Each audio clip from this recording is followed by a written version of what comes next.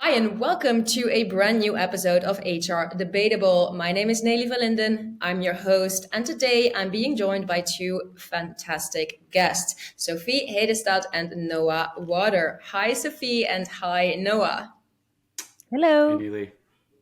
Sophie, perhaps you can introduce yourself in a few words.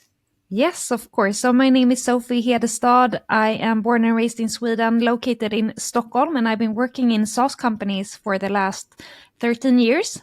And now I'm running my own SaaS company called Nox. It's a OKR platform or a SaaS company, so to say. So really short about me. Thank you very much. Noah, perhaps you can also briefly introduce yourself.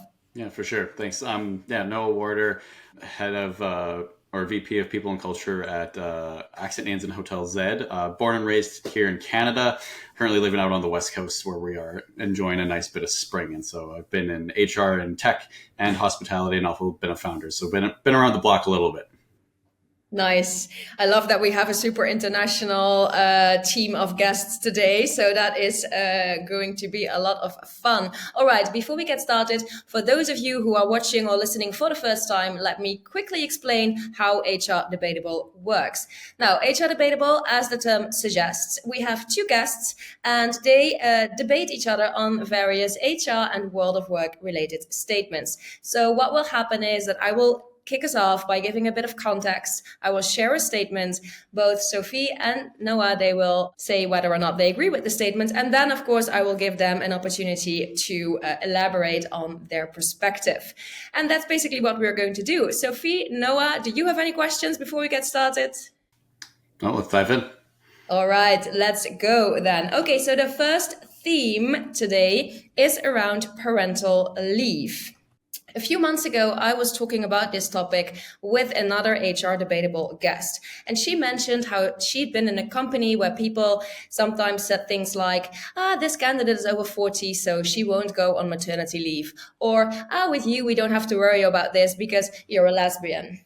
And it made us think of how sincere companies are when it comes to parental leave. Do they really want their employees to take the leave that they are legally entitled to when they become parents? Or do they perceive it as an annoying legal obligation and something that they can't avoid? Findings from the Parental Fog Index 2022 point to the latter. They found that 2/3 of employers don't publish basic details of parental pay and leave, and that while, according to a survey by Ashby Jenkins Recruitment, over 50% of respondents state parental leave policies as a key deciding factor for many job hunters. According to research by Glassdoor, women are truly fearful of asking about maternity benefits. 78% of them said that the topic is high on the list of things they definitely would not ask during an interview. Once through the door, only 32% said that they found information about maternity leave in their induction packs, while 13% had to ask about the policies as they are not published anywhere. According to a 2022 Business Insider article, the share of US workers who have access to family leave, including parental leave, is increasing. It's 12% a decade ago to 25% today and 90% for unpaid leave. But the rate at which women take parental leave has stayed relatively flat. Now, the biggest reason why people don't take their full paternity leave are financial constraints and career considerations. Research by the campaign group Pregnant Then Screwed shows that 74% of all mothers had received comments that their performance had dipped due to pregnancy or maternity leave, and 64% had their boss or colleagues made hurtful comments about the way they looked. As the Business Insider article said beautifully, it's easy for companies to trumpet a generous policy and offer a benefit that so few workers actually take up. And all of this brings me to our first statement of today. Parental leave is the biggest example of hypocrisy in the workplace. All right, that was quite a lot of information. So I am very curious to hear your thoughts. Sophie, I start with you. What do you vote? I vote yes. All right. Noah, over to you. What do you vote? I'm going to have to agree. I think it is a big hypocrisy. I'm going to vote yes, but I will add a little asterisk of like, I think there are companies who are trying to change that. All right, nice. Sophie, I'm going to go back to you. Yes, and perhaps you can tell us a little bit more about why you say yes to this. Yeah, so I'm very passionate about this topic. I am a female, I am 37, and I have two small kids. So I just been through this, it feels like. So I would say parental leave is like the biggest inequality between men and female. I think Claudia Golin, that won the Nobel Prize just now, explains this very well. So if a male and a female meet, let's say on a law firm, they are in a law firm and they are working around the clock. It's a greedy job that requires a lot of hours from them, a lot of traveling from them. And then they decide to start a family. And the female is obviously the one carrying the child and the baby, and they decide that the male can stay on the greedy job, but the female needs to go to a less greedy job. So she needs to start another law firm, which does not require traveling and working hours. So her salary does not accelerate any longer as it did before. So I would say like starting a family for a female and male, it's where the inequality starts for male and females.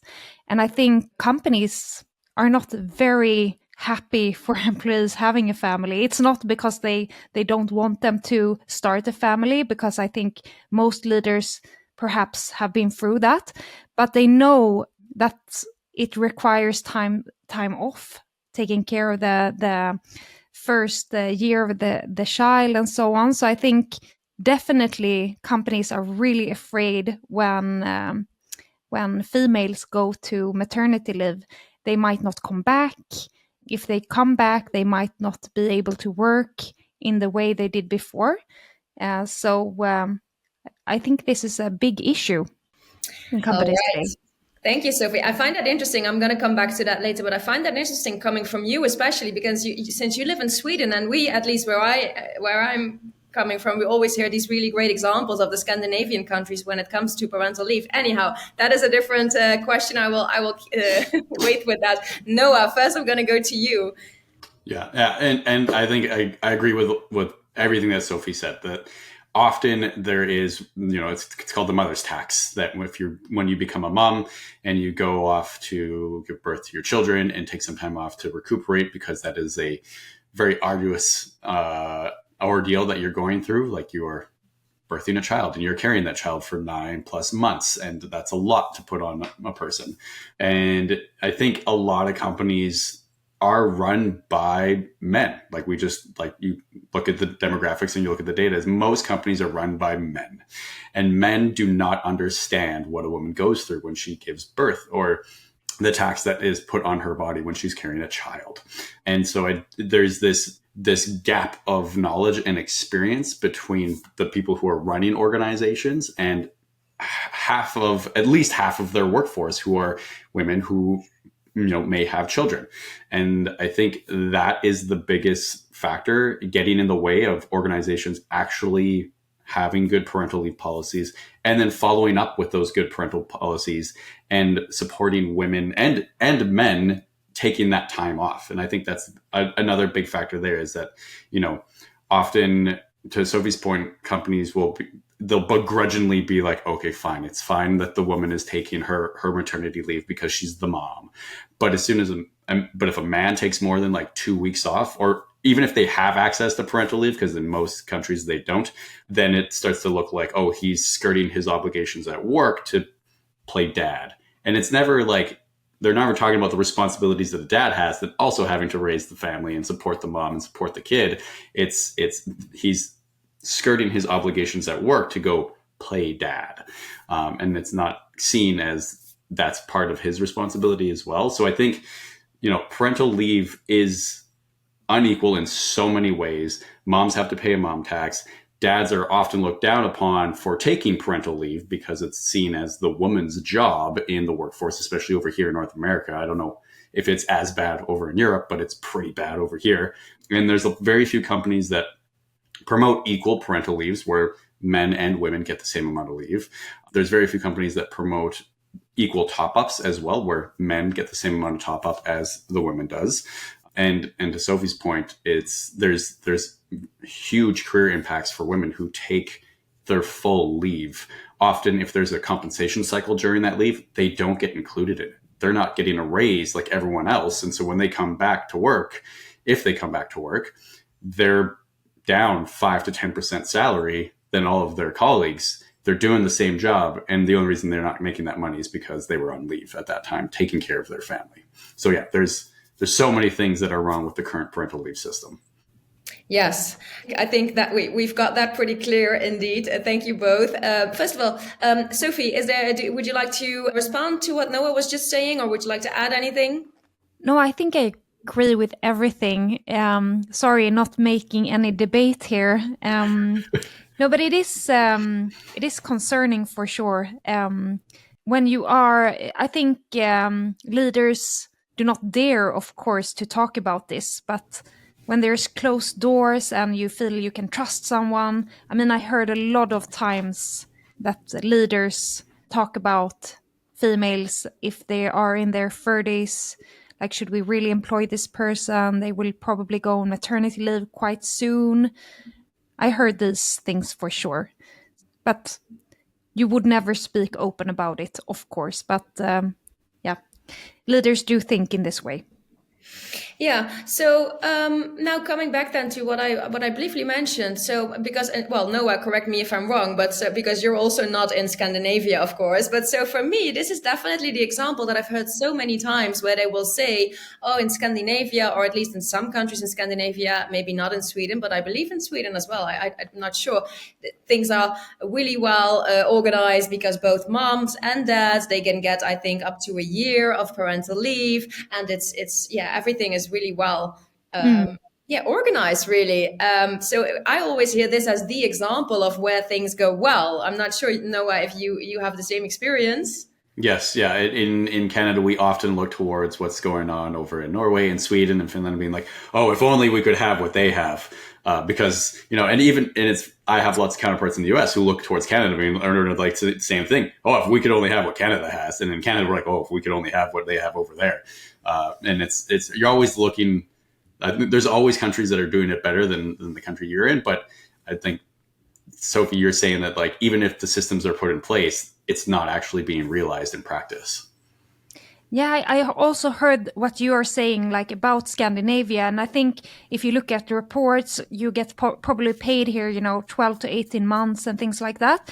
But the thing is, it's up to a certain amount. So if you live in a bigger city where the costs are a lot higher and you have higher salaries, it's still the same as if you would live where your cost would be lower. So I would say, like, if in Stockholm, for example, it's quite expensive to live, and ways of living is quite expensive. So the support you would get from government, it's not massive. So I would still argue that it's better to go back to work as soon as you possibly can to get the financials better than the support you would get. Probably it's better than in other countries, perhaps. But yeah, I'm sorry to make you disappointed here, but it's not perfect over here either, I would say. Okay. Well, this is good to know, because I'm not sure, but I can imagine that there's people listening or watching that might actually also be thinking, okay, interesting. It might not be all that rosy as we thought it was, as often is the case, by the way.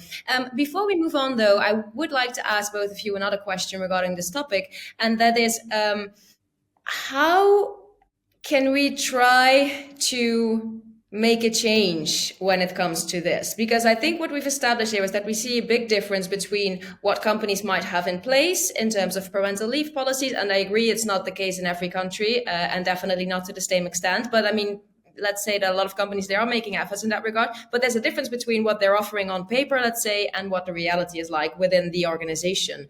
So can we I always like to try and find a solution to a problem, although I'm very aware that we will not be doing that in this, 10, 15-minute debate around parental leave. But how could we try and make a change. And then I think my question is actually more specific. It's like, how can each and every one of us perhaps contribute to changing this? So I would like to hear some thoughts on that, if you have any, because I know it's a big question. And Noah, I would like to start with you, if that's okay.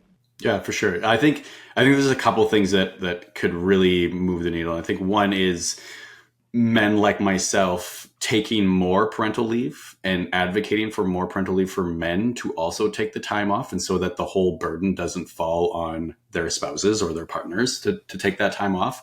I would love to see a world in which men are also taking a full year off and being paid and supported by organizations to, support their family and support their partner and take an equal share in raising that child, which I think is not the case most of the time.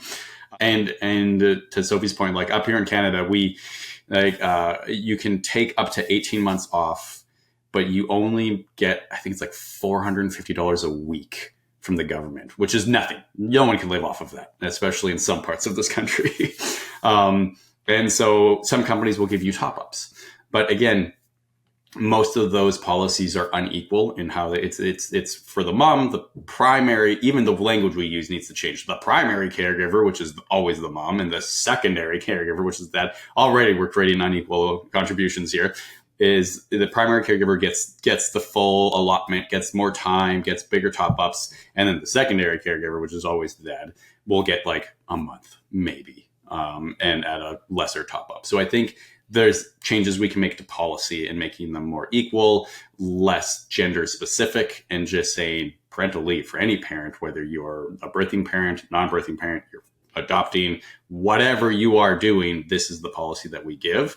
And then more men taking that and setting the example that this is okay and you won't be penalized if you do this. And so if more men are doing it, that kind of like, especially leaders like CEOs, executives, taking that time off and not being penalized for that time can kind of hopefully set the tone that this is okay to take, that you won't be penalized if you take this time off.